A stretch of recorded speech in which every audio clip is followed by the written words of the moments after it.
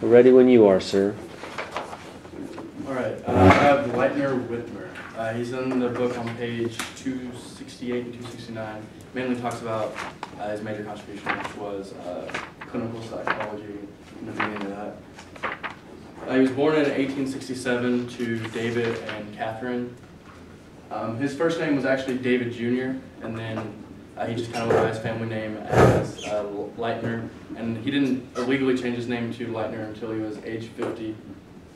Family background, they were a well-educated family, although they weren't very wealthy. 3 of the 4 of the siblings, Lightner was the oldest one, but all 4 of them achieved higher education, and their family really drove like educational purposes, and they were able to support them even though they weren't wealthy. He was born and grew up in the Philadelphia area during post-war during the post-war era. That should be era, not area. Sorry. He was really impacted by the Battle of Gettysburg, the Gettysburg Address, and stuff like that, because he grew up right around the time of the American Civil War.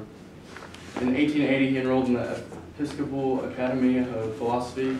It was a very prestigious school, so it was like one of the most studious in the nation at the time. For his college degree, he went to the University of Pennsylvania. His first major was an art major. After 2 years, he switched it to finance and economics. He graduated after 4 years with a Bachelor of Arts at age 21. After he graduated, he wasn't sure, even though his parents wanted him to achieve higher education, he wasn't sure that was the purpose for him. So he took a job at a rugby academy, and he taught history and English for 2 years at an all-boys school. While he was there teaching at that school is when he first did his journal article, Clinical Psychology, which is huge. It basically was an article about a rugby student and his language difficulties. Whitmer called it verbal deafness, and it's basically dyslexia, like he saw was, and it was actually saw. During the last year of his teaching at that rugby academy, I guess you call it. Rugby academy, he sought out graduate school. His major for graduate was originally philosophy, but then he switched it to political science. So there he was switching his major again. He does this a lot because he kind of couldn't. You can tell he couldn't decide like what he wanted to do with his life. What was clinical psychology? Like I said, it's an article about language difficulties called verbal deafness. It was actually one of the students that was in one of his classes that was having trouble, like at the rugby academy, that he was having trouble with.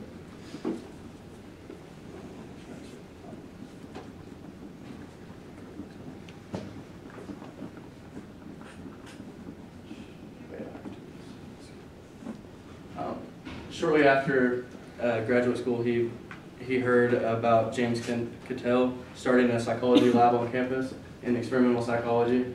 So he switched his majors again and went and became an assistant to Cattell. And his first thing was to collect reaction time data from a bunch of different participants.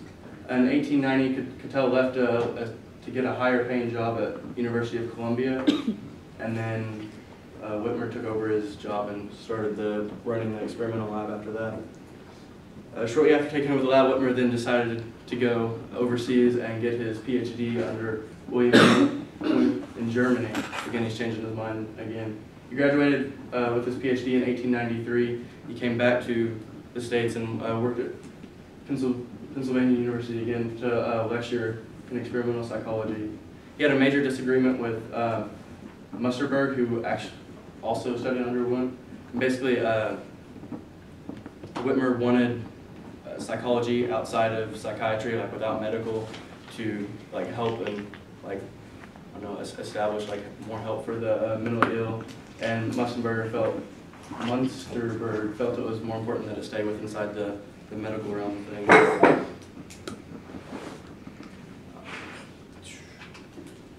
Let's start with the kind of psychology contribution. In 1896,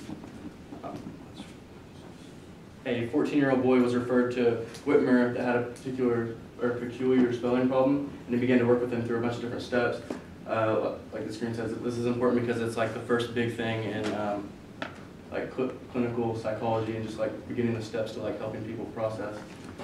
In 1907, he formally proposed it as a new profession, so clinical psychology became a new profession. He also founded the psychology clinic, which is basically just a way for psychologists to be able to post cases online and be able to share back and forth. So in order to just do more research and be able to distinguish between cases. 1900, is kind of off topic, but in 1904, it was around the same time, he married Emma Rippler. She was a writer from the American Philosophy Society. Over the years, he developed his clinic, and it says that 600. He got up to around 600 cases each month. And that was a big priority of his life through like the 1920s. He also contributed to comparative psych, and there's a section in the book about this. He wrote 2 papers about the mind of Peter, which was a chimpanzee, and he basically just like did small tasks like greet people, kiss their hands and stuff when he walked in the doors, and smoke cigarettes, I think it was, and undo locks, and just simple stuff that Whitmer was like fascinated with it, so he wrote 2 papers about it. It talks about those in the book. And the last issue in the psychology clinic that he wrote was in 1935. Then he retired in 1937, and he died at 1956 at the age of 89.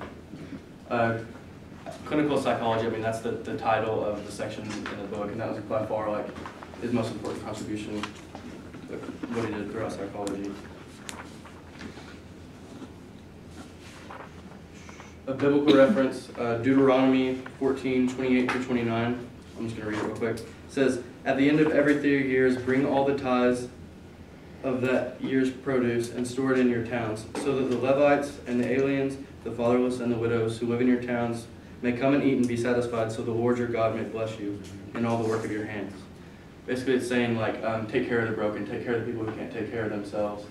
And a big part of Whitmer's life, like he genuinely cared for people. It talks about in the article that I read about how he like opened up several boys' homes and several orphanages and just people with trouble-minded people.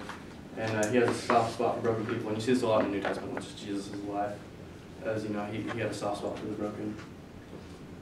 And I don't know if Whitmer was Christian, but he did a lot of good things. So. And that's all I have. There's a word side.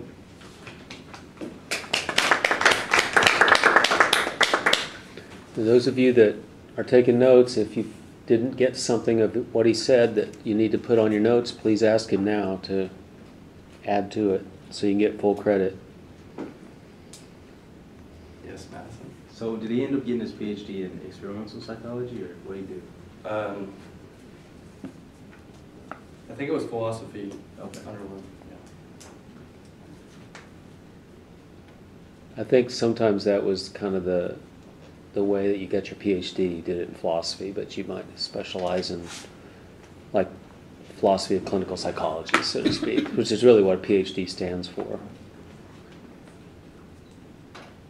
Any other questions?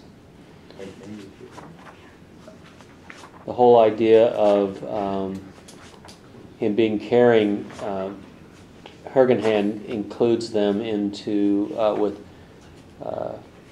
in the same chapter with Kraepelin, who was interested in schizophrenia. Dorothea Dix, who's usually mentioned in terms of reforming mental health. So he's included in that group, and that actually makes sense what you said about what he did in his time to help other people. Any other thoughts or questions about it?